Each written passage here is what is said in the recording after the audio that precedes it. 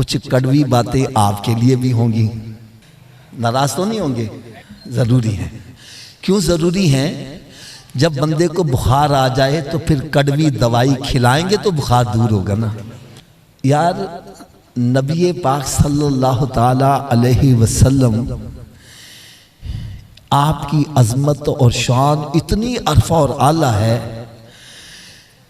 کہ انبیاء کرام علیہ السلام بھی دعا مانگتے تھے، یا اللہ ہمیں اپنے محبوب کا امتی بنا دے۔ میں جو بات کہنے لگا ہوں اس کی طرف ذرا توجہ کرنی ہے۔ انبیاء کرام علیہ السلام، اللہ کے رسول بھی دعائیں کرتے تھے، یا اللہ ہمیں اس آخری زمان نبی، آخری نبی کا امتی بنا دے۔ یار میرے آقا صلی اللہ علیہ وسلم کی امتی کی شان کتنی بلند ہے کہ جس میں شامل ہونے کے لیے نبی بھی دعائیں کر رہے ہیں۔ حضرت صاحب جس نبی کا امتی بننے کے لیے نبی دعائیں کر رہے ہیں، اس کا امتی منحوس ہو سکتا ہے؟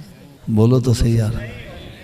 تو ہم اور فلاں بڑا منحوسی، فلاں دا پیر بڑا پاڑا ہی، فلاں تے کالی زبان والا ہی، کیا ہمیں شریعت یہ اجازت دیتی ہے؟ یقین جانو حضرت صاحب میرا تو اندر ہل کے رہ گیا۔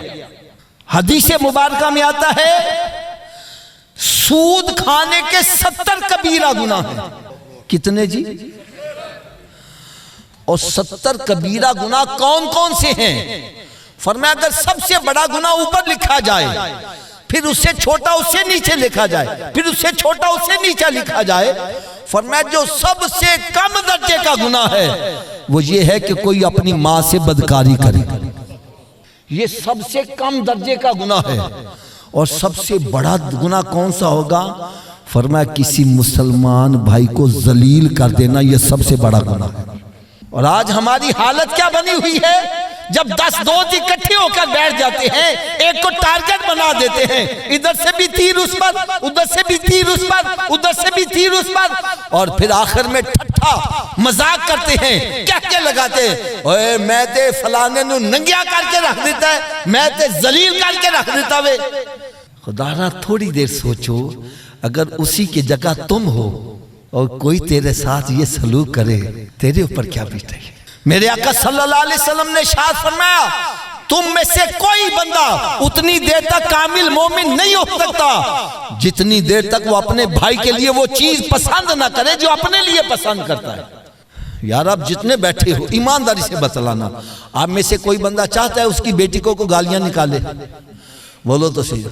اس کی بیٹی کو تانے میں نہ مارے، اس کو کوئی دھکے دے کے باہر نکالے، تو جو تیرے گھر میں بیوی ہے کیوں اس کو گالیاں نکالتا ہے؟ کیوں اس کو کہتا ہے چل نکل ایتھو تین میں طلاق دے دیا گا، تو لے کے کی آئیے؟ اور خدا را سوچو اگر میری بیوی کی جگہ میری بیٹی ہو اور کوئی اس کے ساتھ وہ سلوک کرے جو میں اس کے ساتھ کر رہا ہوں تو میرے دل پر کیا بیتے گی؟ وہ بھی تو کسی کی بیٹی ہے۔ میں کہتا ہوں اور باتیں تو ایک طرف رہ گئی، اگر ہم صرف اتنی سی حدیث پر عمل کر لیں، میں کہتا ہوں خدا کی قسم ہر گھر ہی بلکہ معاشرہ امن کا گہوارہ بن جائے۔ میں نہیں چاہتا میرے ساتھ کوئی فراڈ کرے، میں نہیں چاہتا مجھے کوئی دھوکہ دے۔ ارے ہم جس کو دھوکہ دے رہے وہ بھی تو انسان ہی ہے۔ جب ہم کسی سے کوئی زیادتی کرنے لگتے ہیں، یہ سمجھو اس کی جگہ میں ہوں اور کوئی میرے ساتھ اس طرح زیادتی کرے، میرے اوپر کیا بیٹے؟ میرے آقا صلی اللہ علیہ وسلم نے ارشاد فرمایا معراج شریف کی رات میں نے ایک عورت کو دیکھا جس کو ایک بلی کی وجہ سے عذاب ہو رہا ہے۔ انسان کی بات نہیں کی، کس کی وجہ سے؟ بلی کی وجہ سے۔ کس وجہ سے؟ کہ اس نے اس کو پکڑ کے باندھ دیا، نہ پانی پلایا نہ کھانا کھلایا۔ اگر اس کی رسی کھول دیتی وہ زمین پر چل پھر کے کوئی اپنا رزق تلاش کر لیتی، اس نے باندھے رکھا، وہ بھوکی مر گئی۔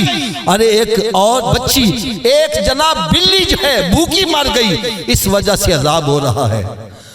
اور جو مسلمانوں کو پکڑ کر ناحق، آگے سمجھ لو ان کا کیا بنے گا؟